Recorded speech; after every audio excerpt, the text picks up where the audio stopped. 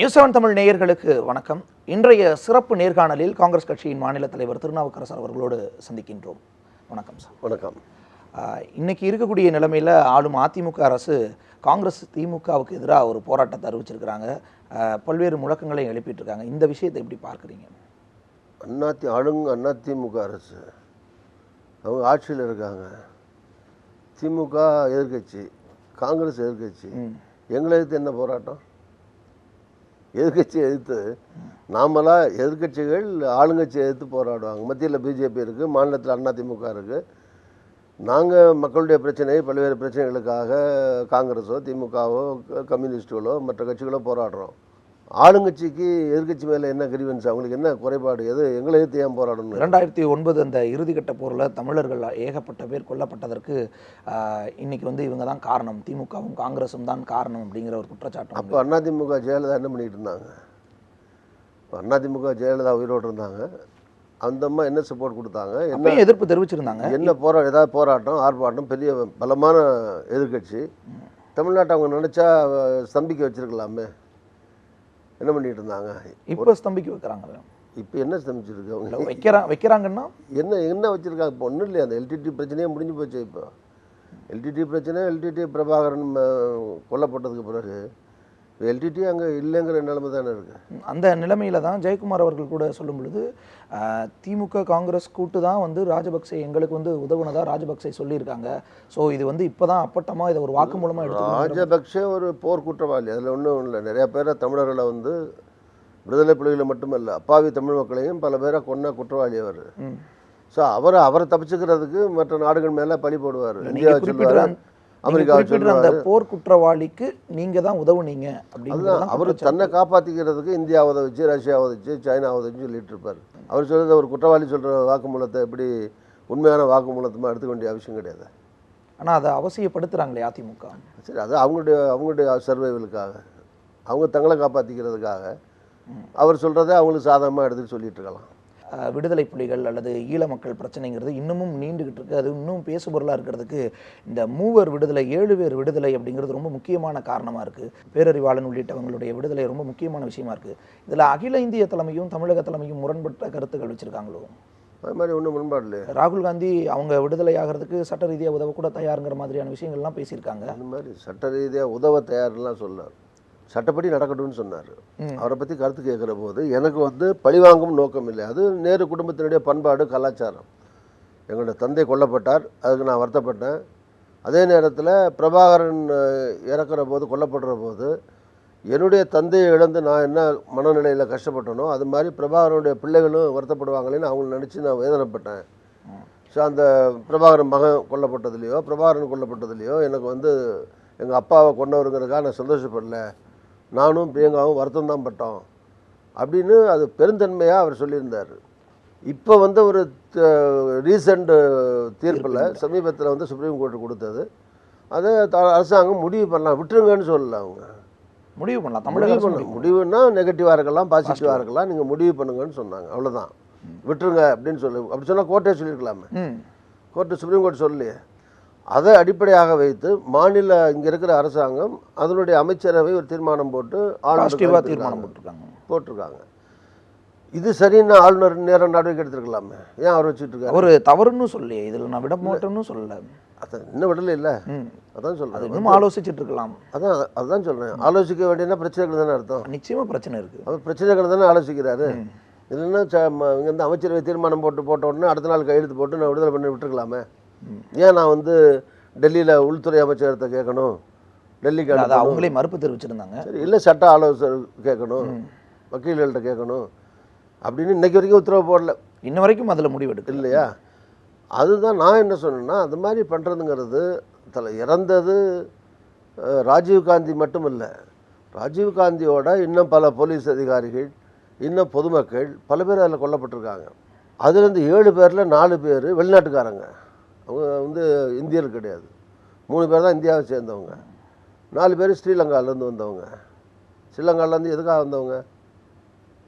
இந்த கொலையில் சம்மந்தப்பட்டவங்க. ஸோ வருஷங்கள் இத்தனை வருஷம் இருந்துட்டாங்க. இந்த மாதிரி வந்து ஒரு பிரதமர் வெளிநாட்டவர்னு பார்க்க முடியாது, எல்லாரும் ஒரே பொதுப்படையான சட்டத்தில் தான் பார்க்கணும் அப்படிங்கிறது சர்வதேச விதிகள், நம்ம ஒப்பந்தங்களில் கையெழுத்திட்டு இருக்கோம். இல்லை, அது நான் சொல்கிறது ஒரு வெளிநாட்டவர், அது உண்மையா இல்லையாங்கிறது தான் பிரச்சனை. உண்மை. ஸோ ஆக வெளிநாடாக இருக்கட்டும் உள்நாடாக இருக்கட்டும் அது பிரச்சனை இல்லை. இது வந்து ஒரு பிரதமர் அளவில் ஒரு கொல்லப்பட்ட ஒரு கொலையில் அது அவ்வளோ லைட்டாக எடுத்துக்கிட்டு ட்ரீட் பண்ணால், நீங்கள் 7 பேருடைய குடும்பம் பாதிக்கப்பட்டிருக்கும், அவங்க ரொம்ப வருஷமாக இருந்துட்டாங்க, அதெல்லாம் உண்மைதான். ஆனால் இன்னும் அதில் கொல்லப்பட்ட 35-40 பேருடைய குடும்பங்கள், ராஜீவ்காந்தி அவங்க குடும்பத்தை விடுங்க, நாட்டு மக்கள் எவ்வளோ பிரச்சனைகள் அதனால் வந்தது. அவர் கொல்லப்பட்ட பிறகு எவ்வளோ பிரச்சனைகள் நாடு முழுவதும், எவ்வளோ பேர் செத்தாங்க, எவ்வளோ பேர் பிரச்சனைகள் வந்தது. ஸோ அந்த மாதிரி இது வந்து ஒரு தவறான முன்னுதாரணமாக எதிர்காலத்தில் இந்த மாதிரி ஒரு சம்பவங்கள் நடக்கக்கூடாது. ஒரு நாட்டுடைய பிரதமரே செத்துருக்காரு, அதை பற்றியே கவலைப்படாமல் பேசுறது சரியில்லைங்கிறதா எங்களுடைய வாதம்.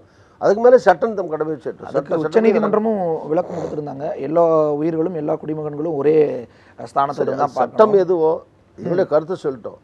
அதுக்கு மேலே தீர்மானம் போட்டு அனுப்பியிருக்காங்க, அது தவறான முன்னுதாரணம் நான் சொல்கிறேன். ஆளுநருக்கு முடிவு செய்கிற அதிகாரம் இல்லைன்னு சொல்கிறேன். இருந்தால் செய்கிறாரா? செய்கிற அதிகாரம் இருக்குன்னு உச்சநீதிமன்றம் சொல்லுது. சரி, அதில் டிஃப்ரெண்ட் ஆஃப் ஒப்பீனியன், டிஃப்ரென்ஸ் இருக்குது, கருத்து வேறுபாடுகள் இருக்குது. அதில் அவர் ஏன் அப்படி சொன்னி அவருக்கு அதிகாரம் இருந்தால் நான் தான் ஏற்கனவே சொன்ன மாதிரி நான் போட்டுக்கலாமே, ஏன் வச்சு அவர் ஆலோசிச்சுட்டு இருக்கலாம், அதற்கு எடுத்துக்கொள்ளலாம். மெதுவாக ஆலோசிக்கிட்டுங்கிறது தான் கருத்து. ஆலோசிச்சு ஒரு அவசரப்பட்டு பண்ணாமல் மெதுவாக ஆலோசிக்கட்டும். இந்த விஷயத்தில் ஏன் இவ்வளோ காட்டமாக இருக்கணும்? 27 வருஷம் அவங்க சிறையில் இருக்கிறாங்க. ஒரு இரக்கம் அப்படிங்கிறது ராகுல் காந்தி அளவில் இருக்கு. தன்னுடைய தந்தையை பறி கொடுத்த அவர், நான் இவங்களுக்கு தடையா இருக்க போறதில்லை, இவங்களுடைய விடுதலைக்கு தடையா இருக்க போறதில்லைன்னு சொல்றாங்க. அது மற்றவர்கள் ஏன் இந்த விஷயத்துல இவ்வளவு அவருடைய பெருந்தன்மையை அது காட்டுகிறது. அவருக்கு இருக்கிற பெருந்தன்மை மற்றவங்களுக்கு நாட்டு மக்கள் சம்பந்தப்பட்ட விஷயம். அது ஒரு குடும்பம் இல்லை, இந்திய நாடு. செத்தது இந்திய நாட்டினுடைய பிரதமர். அது எப்படி அவ்வளோ லைட்டாக எடுத்துக்கிட்டு கருத்து சொல்ல முடியும்? அதுதான் சொல்கிறமே தவிர யாருக்கும் எதிராக கருத்து சொல்ல. முதல் விஷயம், ஒரு அப்போது வந்து பிரதமராக இல்லை. ரெண்டாவது விஷயம், பிரதமராக இருந்திருந்தால் கூட எல்லோரும் ஒரே அளவில் தான் பார்க்கணுங்கிறது உச்சநீதிமன்றத்தினுடைய தீர்ப்பில் இருக்கிற விஷயம். அப்படிங்கும் பொழுது இந்த விஷயத்தை நம்ம இன்னும் பெரிதாக ஊதாகரப்படுத்தி 27 ஆண்டுகளுக்கு பிறகும் அவங்களை இன்னும் சிறையில் நீட்டிக்கிறது. இது நான் இதை பற்றி திருப்பி நீங்கள் எத்தனை தடவை கேட்டாலும் என்னுடைய கருத்து அதுதான். ஏன்னா இந்த விஷயத்தை பொறுத்தளவு விசாரணைகள்லேயே கூட நிறைய பிரச்சனைகள் இருந்துச்சு, நிறைய பேர் இன்னும் உலக அளவில் சதி இருக்குன்னு இன்னமும் விசாரணை நடந்துகிட்டு தான் இருக்குது. உங்கள் கட்சியிலே கூட நிறைய பேர் அவங்க விடுதலை ஆகட்டும்னு சொல்கிறாங்களே, அதுக்கு பிரச்சனை இல்லைன்னு சொல்கிறாங்க. அது யாராவது ஒருத்தர் 2 பேர் சொல்லியிருக்கலாம், சொல்கிறது அவங்களுடைய தனிப்பட்ட கருத்து. காங்கிரஸ் மத்தியில் என்ன சொல்லுதோ அதுதான் காங்கிரஸ் கருத்தையே தவிர, நான் காங்கிரஸ் தலைவராக என்னங்கிறது மத்திய காங்கிரஸுடைய கருத்தை. காங்கிரஸ் தலைவர் ராகுல் காந்தி தான் எனக்கு தடை இல்லைங்கிறாரு. அதாங்க, தடை இல்லைன்னா அவர் விட்டுருங்கன்னு சொல்ல. அவர் இது அவங்க உள்ளேயே இருக்கட்டும்னு சொல்ல, அவங்கள வெளியிடக்கூடாதுன்னு சொல்ல. காங்கிரஸ் சார்பில் ராகுல் காந்திக்கு தெரியாமல் செய்தி தொடர்பாளர் பேட்டி கொடுக்க முடியாது. அப்போ ஒரு ராகுல் காந்தி வெளிப்படையாக பொதுப்படையில் ஒன்று பேசிட்டு கட்சி அளவில் வேற ஒரு நடவடிக்கை. தப்பாக சொல்கிறீங்க நீங்கள். அவர் வந்து சட்டப்படி நடக்கட்டும் தான் சொன்னாரே தவிர நிறைய விடுங்க விடலைன்னு அவர் சொல்லலை. அவங்க உள்ளே இருக்கணும் அல்லது அவங்கள வெளியிடக்கூடாதுன்னு அவருடைய. அவர் வந்து அப்படி பார்த்தீங்கன்னா இறந்தவர்களில் ராஜீவ்காந்தி ஒன்று, அதோட இன்னும் பொதுமக்கள் அதிகாரிகள் எத்தனை பேர் சேர்த்துருக்காங்க. அவங்க குடும்பங்கள்லாம் எதுக்குறாங்கல்ல, அவங்கெல்லாம் மனுஷங்க இல்லையா? அவங்களுடைய எதிர்ப்பையோ அவங்களுடைய கருத்தையோ கவனத்துக்கு எடுக்க வேண்டியது இல்லையா? இந்த விஷயத்தில் மாநிலம் முழுக்க பரவலாக நிறைய கட்சிகளோட நிறைய மக்களினுடைய கருத்து ஒரு விஷயமா இல்லை. உங்க பேட்டி இன்னைக்கு வந்து ஒன்லி இதை பற்றி மட்டும் இல்லை, நிச்சயமா இல்லை. நிறைவு கேள்வி இந்த விஷயத்தை இதை பற்றியே பேசிட்டு நம்ம கம்மி நேரத்திலே போயிடுவோம். இந்த விஷயத்தை பற்றி இறுதியாக ஒரு கேள்வி. தமிழ்நாடு முழுக்க திமுக, அதிமுக உள்ளிட்ட பெரிய கட்சிகளாகட்டும் மற்ற கட்சிகளாகட்டும் எல்லாரும் விடுதலை ஆகணுங்கிறதுல இருக்காங்க. அது அவங்களுடைய கருத்துங்க. நாட்டு மக்களுடைய கருத்து என்னங்கிறதா முக்கியம். அரசியல் கட்சிகள் அல்லது இதுக்காகவே விடுதலை புலிகளுக்காக இயங்கி கொண்டிருக்கிற சில அமைப்புகள் அவங்க அதான் சொல்லுவாங்க. தொடக்க காலத்திலேருந்து எல்டிடிக்காகவே சப்போர்ட்டாக சில அமைப்புகள் இருக்குது, ஆர்கனைசேஷன்ஸ் இருக்குது. அவங்க அப்படி தான் சொல்லுவாங்க. அது அவங்களுடைய கருத்து.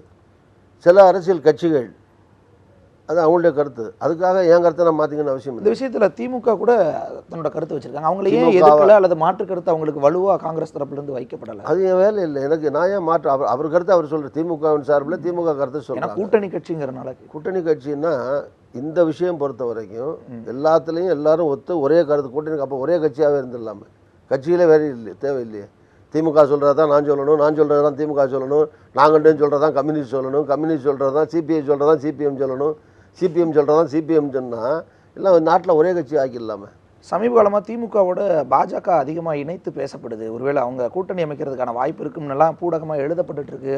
அரசியல் அவர் முதல் டாக்டர் கலைஞருடைய மறைவுக்கு பின்னால் அவர் தலைவராக பொறுப்பேற்ற பிறகு அவர் முதல் கூட்டத்திலேயே அவர் வந்து கடுமையாக பிஜேபியை விமர்சனம் பண்ணி கடுமையாக வந்து பிரதமர் மோடியை மாற்றியே ஆக வேண்டும்னு சொல்லி அவ்வளோ கடுமையாக பேசியிருக்கார். இப்போது அதுக்கு பிறகு ஒரு மாதம் கழித்து முதல் பொதுக்கூட்டம் நடந்தது விழுப்புரத்தில். ஸோ திமுக சார்பில் நடந்த முதல் பொதுக்கூட்டம், அதில் தான் பொதுக்கூட்டத்தில் கலந்துக்கிட்டு பேசினார். இப்போ சேலத்தில் ஆர்ப்பாட்டத்தில் கலந்துட்டு பேசியிருக்காரு. ஸோ எல்லாத்துலேயுமே வந்து திராவிட முன்னேற்ற கழகத்துடைய தலைவர் எதிர்த்து ஸ்டாலின் அவர்கள் மோடியை விமர்சனம் பண்ணியும் இது ஒரு மதவாத அரசுன்னு சொல்லி அது வீழ்த்தப்பட வேண்டிய அரசுன்னு பகிரங்கமாக அவர் பேசிகிட்டு இருக்காரு. அதுக்கு பக்கத்தில் தம்பி தர மாதிரி அதிமுகவில் இருக்கிற சில பேர் அவங்களுக்குள்ள 2 பேருக்கும் கூட்டணி இருக்குது, கூட்டணி வரப்போகுதுன்னு இவங்க கூட்டணி போட்டுறதை மறைக்கிறதுக்காக இங்கே இருக்கிற அதிமுக அரசு ஒரு பிஜேபி பினாமி அரசாக இருக்குங்கிற குற்றச்சாட்டை திசை திருப்புவதற்காக திமுக பிஜேபி கூட்டணி போட போகுதுன்னு சொல்லிட்டு இருக்காங்க. எனக்கு தெரியும் அதுக்கான வாய்ப்பே கிடையாது. காங்கிரஸ் திமுக கூட்டணி உறுதியாக கண்டிப்பாக ஏற்கனவே உறுதியாக தான் இருக்கும். காங்கிரஸ் திமுக கூட்டணி தொடர்கிறது. ஆனால் அதே நேரத்தில் தமிழக காங்கிரஸ் மற்ற கட்சிகளோட அதிமுகவோட அல்லது தினகரன் அணியோட கூட கூட்டணி வைக்கிறதுக்கான வாய்ப்பு இருக்குன்னு சொல்லப்படுது. நாங்கள் சொல்லலையே, சொல்லப்படுதுன்னு யார் சொல்லப்படுது, எல்லாரும் கணிக்கிறாங்க அந்த மாதிரி தான். நீங்கள் அது நடவடிக்கைகள் கணிக்கிறவங்க கணிச்சுட்டே இருக்கட்டும், அது பற்றி பிரச்சனை. நான் தான் வெளிப்படையாக மாநில தலைவர் நானே சொல்கிறேன் திமுக காங்கிரஸ் கூட்டணி தொடருதுன்னு. இப்போ நீங்கள் அதிமுகவில் இருக்குது தினகரன் இருக்குன்னு கணிக்கிறாங்களேன்னா கணிக்கிறவங்க கணிச்சுட்டே இருக்கட்டும். அதெல்லாம் வெறும் பூடகம் தான், பொய் தான், வதந்தி தான். அது நான் தான் சொல்லிட்டேன் பதில். திமுக காங்கிரஸ் கூட்டணி தொடருதுன்னு சொன்ன பிறகு மீதம் கட்சிகளோட ஒரே நேரத்தில் திமுகவும் அதிமுகவும் சேர்த்து எப்படி காங்கிரஸ் கூட்டணி போட முடியும்? அதனால் அதுக்கு வாய்ப்பு இல்லை. அது அது அது அவரவர்கள் இஷ்டமாக பரப்பப்படுகிற செய்திகள். ராகுல் காந்தி அவர்கள் திருமாவளவன், கமல்ஹாசன் உள்ளிட்டவங்களை எல்லாம் சந்திக்கிறது திமுகவுக்கு கொடுக்கப்படக்கூடிய ஒரு நெருக்கடின்னு அப்பொழுது சொல்லப்பட்டுச்சு. யாரையுமே பார்க்காம இருந்துடலாமா?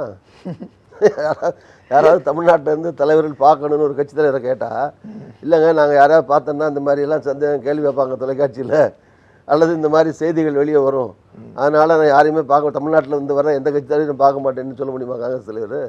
2014 நாடாளுமன்ற தேர்தலுக்கு 10 மாதங்களுக்கு முன்பாகவே பிரதமர் மோடியை வந்து அந்த கட்சியினுடைய பிரதமர் வேட்பாளரை அறிவித்து பிரச்சாரங்களை முன் வச்சிருந்தாங்க, துவங்கியிருந்தாங்க. ஏறத்தாழ அதே காலகட்டம் இது. இன்னமும் ராகுல் காந்தியை காங்கிரஸ் ஏன் முன்னிறுத்தலை அல்லது அதனுடைய கூட்டணி கட்சிகள் அதை வழிமொழியாமல் இருக்காங்க? முன்னிறுத்தி அவர் தான் பிரதமர்னு சொல்ல வேண்டிய அவசியமே கிடையாது. அவர் தான் காங்கிரஸ் தலைவர். காங்கிரஸ் வெற்றி பெற்று வருகிற போது அவர் தான் பிரதமர். அதில் யார் இன்னொருத்தர் சொல்லணும்னு அவசியம் இல்லையா? ஏன் இந்த கேள்வினா, ஸ்டாலின் அவர்களை வந்து அடுத்த முதல்வர் அப்படிங்கிற பேச்சுகள் அந்த கட்சியிலையும் கூட்டணி கட்சிகள்லையும் சொல்லப்பட்டு இருக்கு. அவர் அடுத்த ஆட்டோமேட்டிக்காக சொல்ல வேண்டி சொன்னாலும் சொல்லாட்டினாலும் அவர் தான் முதலமைச்சர். ராகுல் காந்திக்கு அந்த பேச்சு கூட வரமாட்டேங்கிறதே. ஏன்னா நாங்கள் எல்லாரும் நாடு முழுதும் என்ன சொல்கிறாங்க, எல்லாரும் ராகுல் தான் பிரதமர் தான் பேசிட்டு இருக்காங்க. ஸ்டாலின் அவர்கள் கை காட்டுபவர் தான் அடுத்த பிரதமர்னு துரைமுருகன் அந்த கட்சியினுடைய கூட்டத்தில் ஒன்றில் சொல்லும் பொழுது இது ஒரு விவாதமாக கூட கிளம்பி இருந்துச்சு.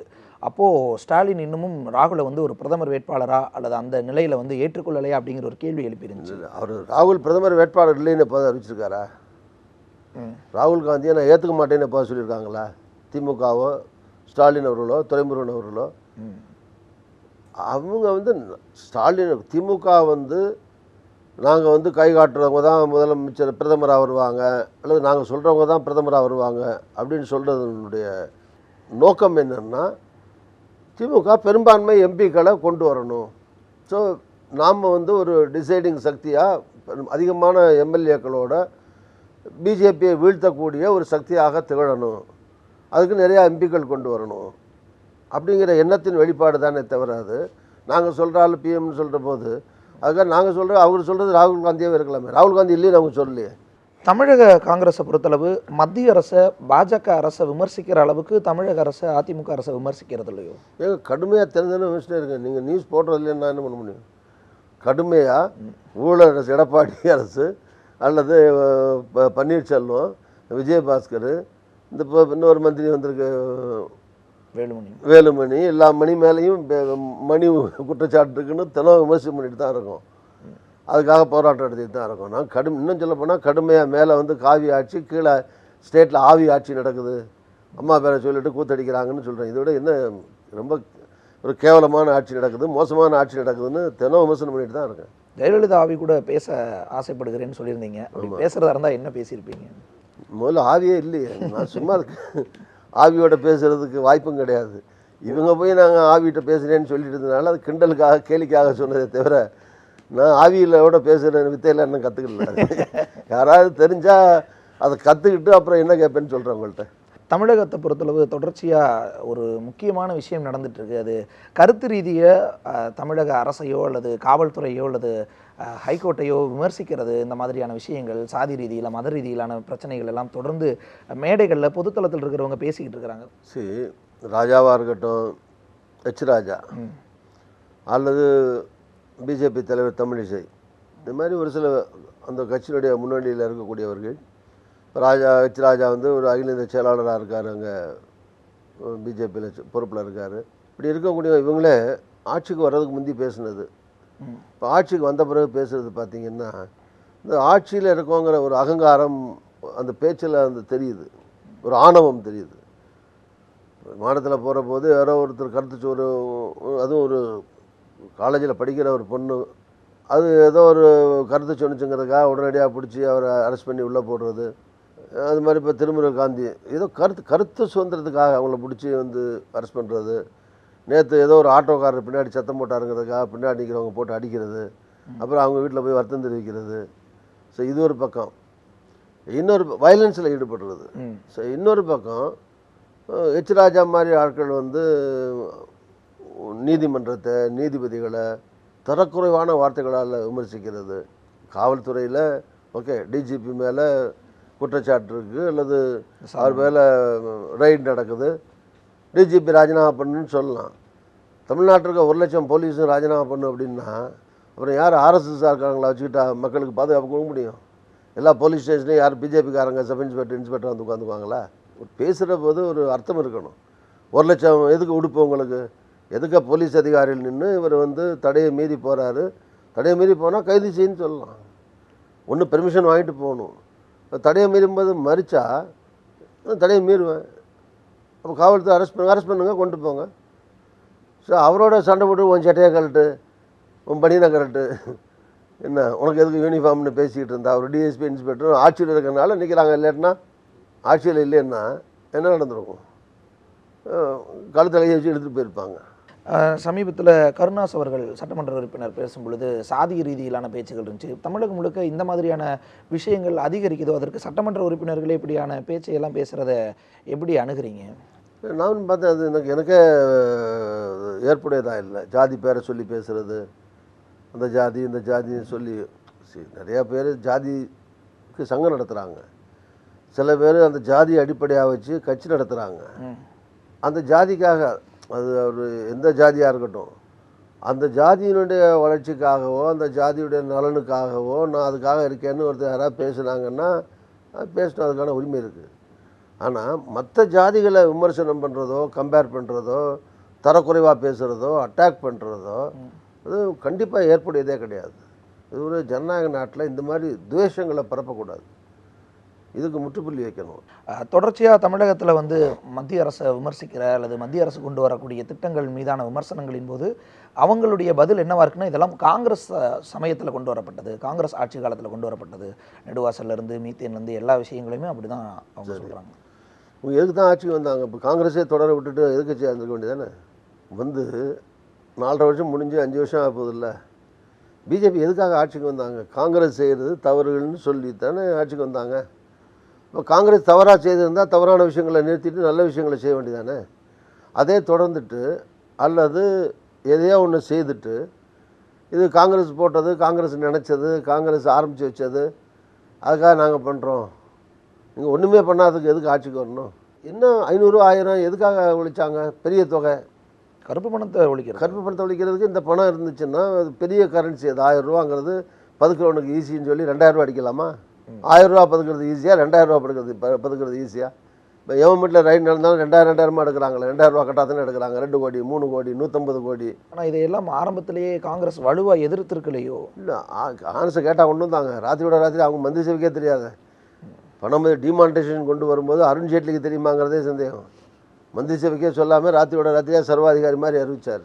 இந்த பிரச்சனைகளில் எல்லாம் மத்திய அரசு அல்லது மோடியை எதிர்க்கிற மக்கள் அது அப்படியே காங்கிரஸுக்கு ஆதரவாக இன்னும் திரும்பாமல் இருக்காங்களோ?